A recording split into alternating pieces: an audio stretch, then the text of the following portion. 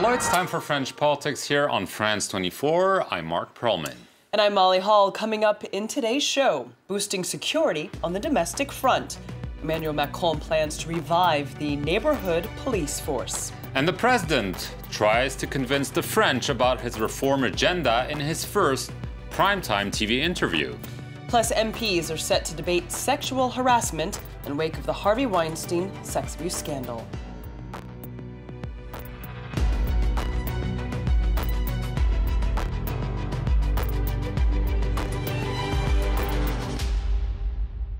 Making France more secure on the domestic front, Emmanuel Macron plans to create a new police force. That's right. The goal is to fight crime, but also rebuild neighborhood trust.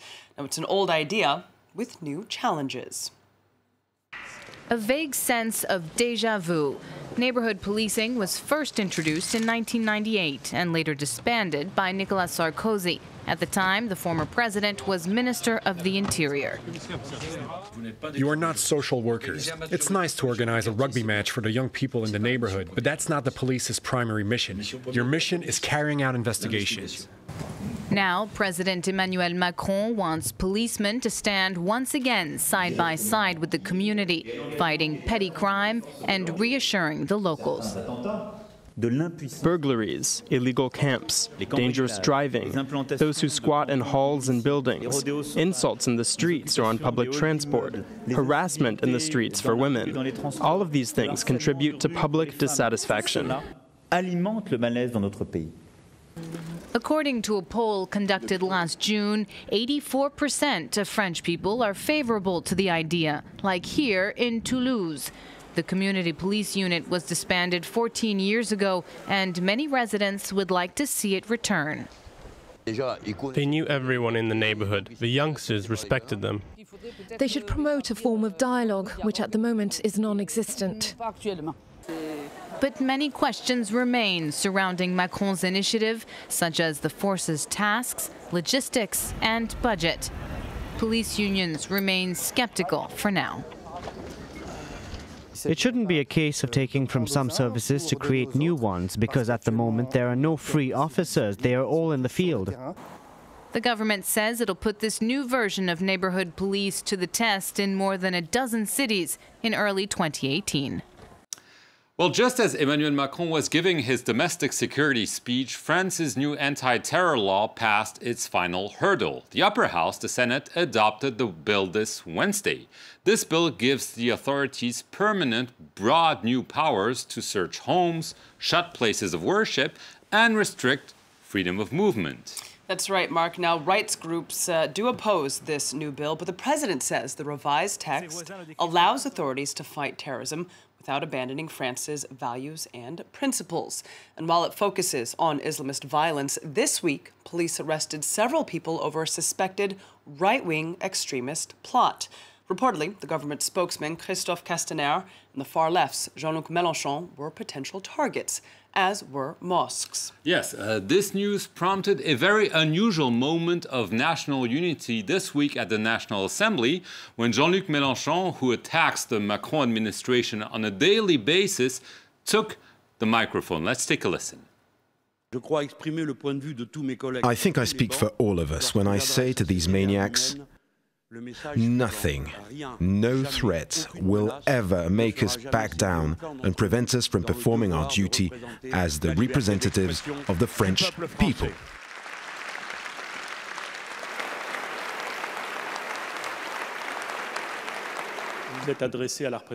You have just told the Parliament that nothing, and above all, no kind of threat, will ever make any of us back down. Speaking for my government, I can say that this is a great stance from a public representative. It does not surprise me. It honors our democracy. Last Sunday, President Macron gave French television his first interview since his election. He's seen his approval ratings fall as he tries to push through his reform agenda. That's right. Now, critics accuse the president of being out of touch with the working class. Now, Macron defended his style of doing politics and his vision for the French economy. Yana Lee has more. President Emmanuel Macron kept his distance from the media until now. 5 months into his term, he invited television cameras to the Élysée Palace for over an hour. I made the decision to not be a chatty leader, to not speak all the time because the president should stay solemn, and because the prime minister and the other ministers, the government and the parliament also need to have a voice. Then he stood by his plans for the economy, confident that France needs a more flexible labour market. The unemployment rate is not a variable that you can just fix. The unemployment rate is dropping. You'll see the full impact of this government's reforms in 1.5 to 2 years. It's a vision for the economy that not all French people share. Tens of thousands protested against Macron's labour reforms. The slogans fell on deaf ears. After calling opponents lazy and cynical, the president pushed through the changes using controversial executive orders. The same critics call him the president of the rich, an image he tried to shake off. Being jealous of success won't get us anywhere.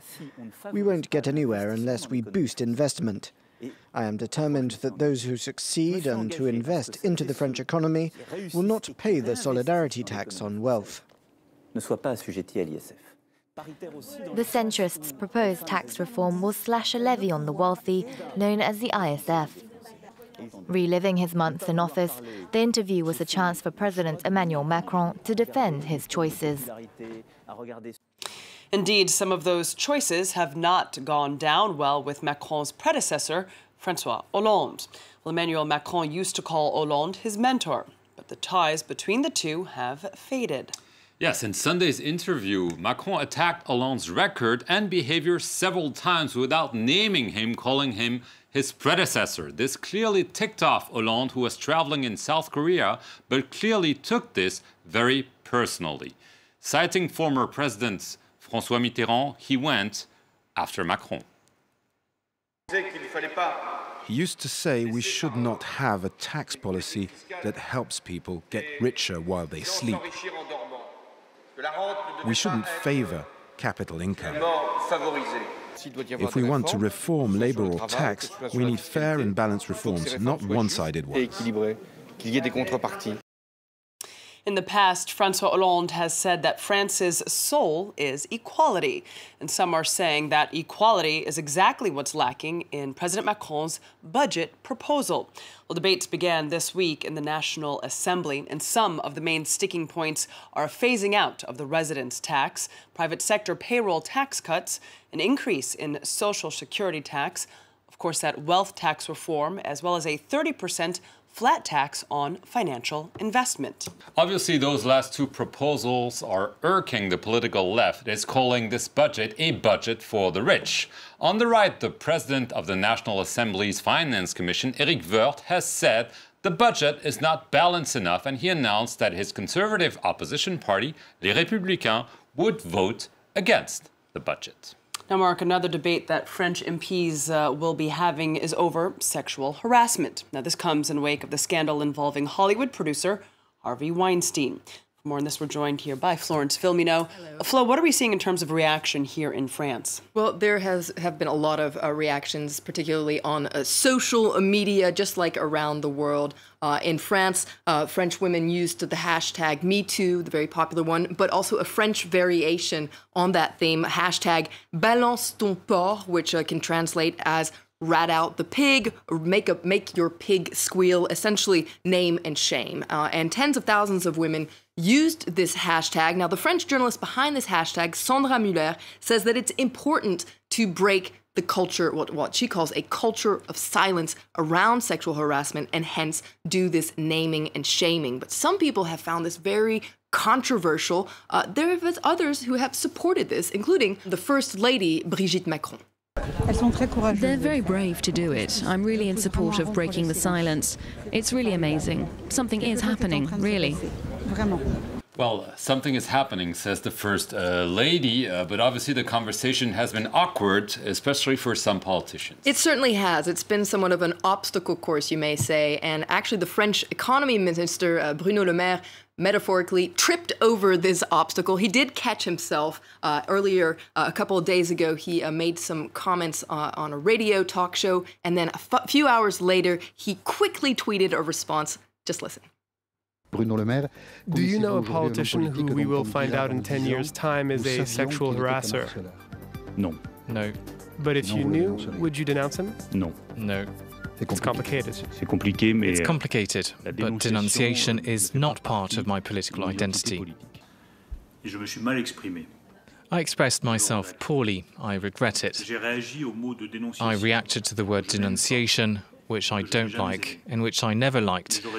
But I should have reacted to the problem of sexual harassment itself. It goes without saying that if I were aware of acts of sexual harassment against a woman, I would be the first to report them.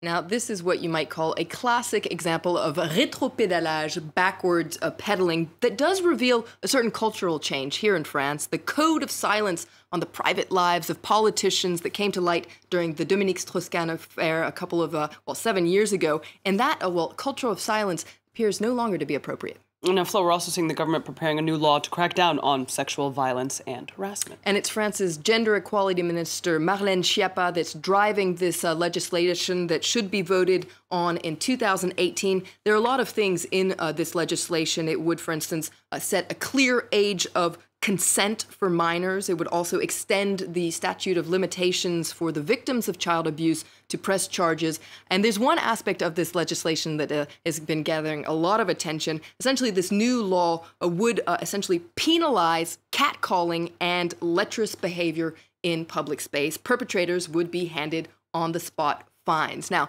there have been a lot of critics of this system saying it's really hard to catch people red-handed. Also, it's a slippery slope that could lead to the discrimination of minorities. But if you look at public opinion, it seems like there is a call for public action. According to a recent poll, 86% of French people expect concrete action from the state to stop harassment, particularly in public space. Thank you, Florence. We'll be following this issue very closely here on France 24. Thank you for watching this edition. That's all we have time for this week. Indeed. We'll see you next time right here on The Political Brief.